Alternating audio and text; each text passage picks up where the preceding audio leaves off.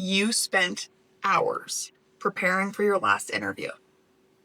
You did all the star stories, you read that job description, and then as soon as you were asked a question you hadn't seen before, your mind went blank. You just panicked, you don't know what happened, and you left just thinking to yourself, what was that?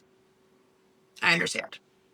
My name's Madeline. I'm a job interview coach for mid-career professionals who struggle with interview anxiety. I'm also a PhD candidate researching effective interviewing. So I understand what's happening on the front end with my clients, but also on the back end in their mind. In this video, I'm going to walk you through what's happening psychologically and why it really doesn't matter how much you prepare or practice or create star stories. What really matters is addressing your interview mindset, specifically challenging your interview limiting beliefs. In this video, I'm going to give you the 4-question framework that I walk my clients through every single time we see an interview limiting belief come up. So some of these beliefs might be, I always blank out in interviews, I'm a bad interviewer or an interviewee, I always stumble over my words, I'm a poor communicator. All of these are words that you've labeled yourself about who you are. I am this, I am that. We're going to unpack that and look at how is this actually impacting how you're showing up in the interview before you even say any words. Challenging your interview limiting beliefs is actually the first thing that I tackle in my Overcome Interview Anxiety in 7 Days course, aka the Interview Confidence System. And I believe it's absolutely foundational to assess what are the thoughts I have about my ability to perform, about who I am, that are actually inhibiting how I'm showing up in the interview. Here's the hard truth. Until you understand this, there's actually no purpose to reading over the job description again, to practicing your interview answers again, because none of that will change until you fix this first piece. So think of an elite athlete. Let's take tennis. They're playing all the time. They're practicing their serves, they're practicing their returns, and in the practice sessions, everything's going really well. They're feeling strong, they're feeling confident. Then when they get onto a real tennis court for a game, something completely changes. But let's look at the difference here. What's really changed? They're playing on the same court, they're wearing the same gear, they're using the same equipment. The only thing that's changed is the psychological environment. Now there's more pressure on them. Now the stakes are higher. Maybe there's money on the table. All of that is psychological and is in your mind. This is exactly what happens with the interview. I often hear from my clients say, I can talk normally in a regular conversation, that's no problem. When I get to the interview, it's like I don't know how to talk. I stumble over my words, I just can't think clearly. And with that, we're going to assess the psychological differences of what's going on there and try and figure out how we can shift it so that the real interview actually feels just like your practice. Our thoughts operate in this self-fulfilling cycle. And so what that means is essentially you hold this belief about something. So again, the example of the limiting beliefs we had earlier were, I always blank out under pressure, or I'm a poor communicator. That belief then shapes how you show up because our thoughts are self-fulfilling. So then you're showing up to the interview with this mindset of, I am a poor communicator. What happens? Exactly that. You create the results of tripping over your words, stumbling, feeling really lost, feeling really murky. And your brain then says, listen, I told you, there's the proof, you're a bad communicator, which fuels the belief again, and the cycle just keeps continuing. What happens here is what started as this belief has now turned into a fact, this fact that you tell yourself. And so on my calls with clients, they'll say, I am this, I am that. And I challenge them and say, what does that really mean? The adjectives you're using to describe yourself are really all or nothing. They're very black and white. Is this really true? So the first step in this process is to actually recognize that these beliefs exist and to recognize that they're not facts, they're stories you're telling yourself. And so once you incorporate this into your mindset and you start analyzing all of the thoughts you have, you've now become a lot more empowered and you're realizing that these labels are no longer absolute facts. They're simply stories you've told yourself time and time again that your brain's been searching for proof for. Now that we've recognized that these thoughts exist in our brain that may not be serving us really well, we have to do the really hard part of actually accepting that our brain might be lying to us. We don't like that. This entire concept is called cognitive dissonance. It's the idea that we don't like to hold two conflicting thoughts in our mind at the same time. So oftentimes we'll ignore something that doesn't align with a self-concept we have about ourselves. Or often you can hear people kind of misunderstanding a certain situation because it fits better in their schema. So this idea that our brain actually might be lying to us is uncomfortable. We want to trust our brain. That's what we're operating with in the world. Okay, so imagine you're on trial and your brain is the prosecutor.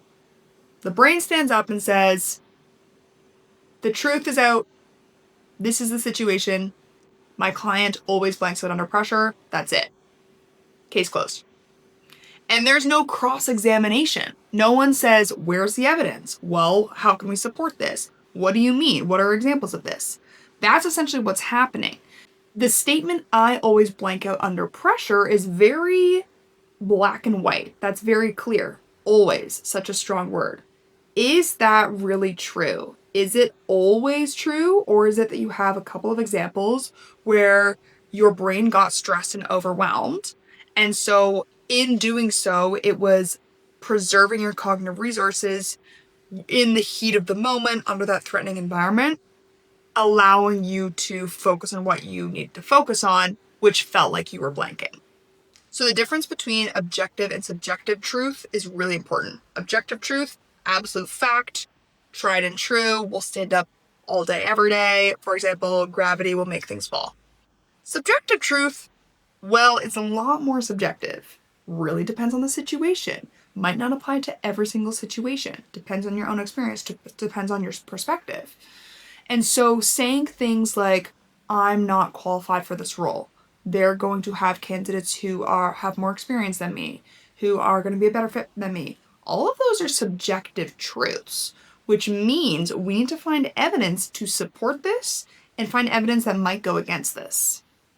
So now your next step is to tap into those interview limiting beliefs and figure out which ones are objective, tried and true facts, versus which ones are subjective, meaning that it kind of depends on the situation.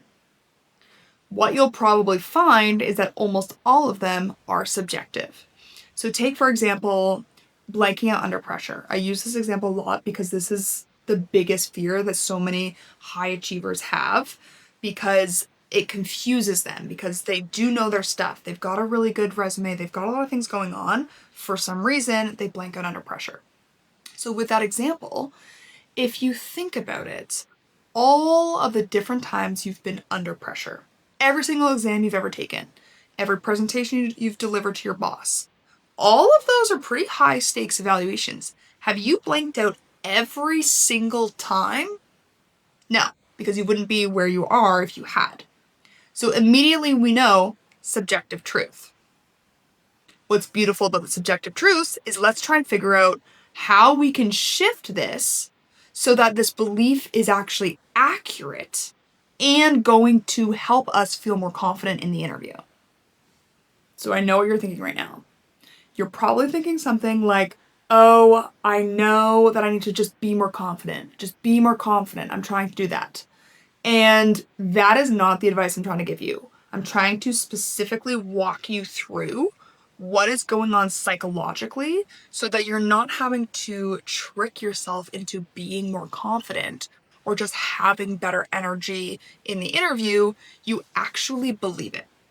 So I'm going to walk you through my interview beliefs audit, which is what I do with my clients And this is the exact step, the 4-piece framework for unraveling every single interview limiting belief. I want you to walk this through on your own. And what is key here is that typically you have more than one interview limiting belief, and a lot of the time it actually might be hard to figure out what they are because you've been telling yourself this for so long. So this often happens in different waves. You've got that first round of maybe the obvious ones that you know you struggle with, and then you've got deeper ones. So deeper ones might be, I hate interviews because I feel so evaluated. I'm terrified of looking dumb. And if I can't figure out what I'm going to say, they're going to think I'm super incompetent. There's a lot of hyperboles in there. What is the interview limiting belief that's coming up for you the most? Write that down first. So question 1 of the interview belief audit is this true? We've kind of been unraveling some of this throughout the example of I always blank out under pressure. So is this true? Ask yourself. Yes, maybe, sometimes no. Second question is absolutely key. Is it always true? Do you have hard facts that support this belief under all different types of circumstances, all different scenarios, examples? Here's another broader one.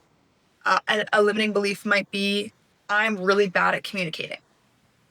If you and I are having a conversation and I can understand you pretty coherently, you're not a bad communicator.